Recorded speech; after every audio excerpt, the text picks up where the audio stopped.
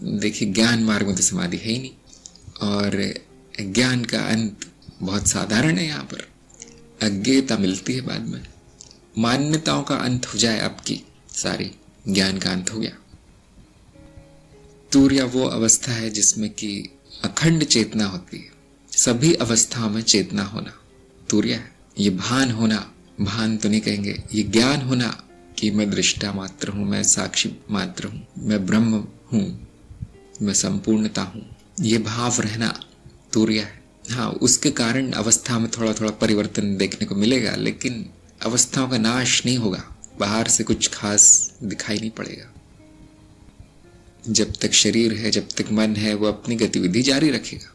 कभी कभी मैं कहता हूँ सहज समाधि की परिभाषा बताई गई है कि जिसको ब्रह्म ज्ञान हुआ है वो सहज समाधि जान सकता है, जिसको हमने अनुभव क्रिया भी कहा है। अब इस अवस्था में आया कैसे जाए, ये बहुत लोगों का प्रश्न होगा।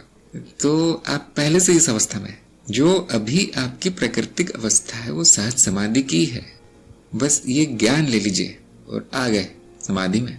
संभाव, समचित्त, कोई अनुभव नहीं है, यहाँ तक की अवस्था भी नहीं है, सभी अवस्थाओं में समाधि ही है। तो इस तरह से अलग अलग शब्दों की थोड़ी अलग अलग परिभाषा है, लेकिन जो ध्यान देने लायक बात है वो अज्ञान का नाश, बस इतना ही कर लीजिए। बाकी इन शब्दों के पीछे पड़ के कोई फायदा नहीं है।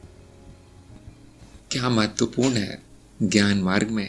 अज्ञान का ना होना, मान्यताओं अंधविश्वासों का ना होना, हमेशा सत्य के मानदंड और ज्ञान के साधनों का प्रयोग ज्ञान मार्ग की जीवन शैली है।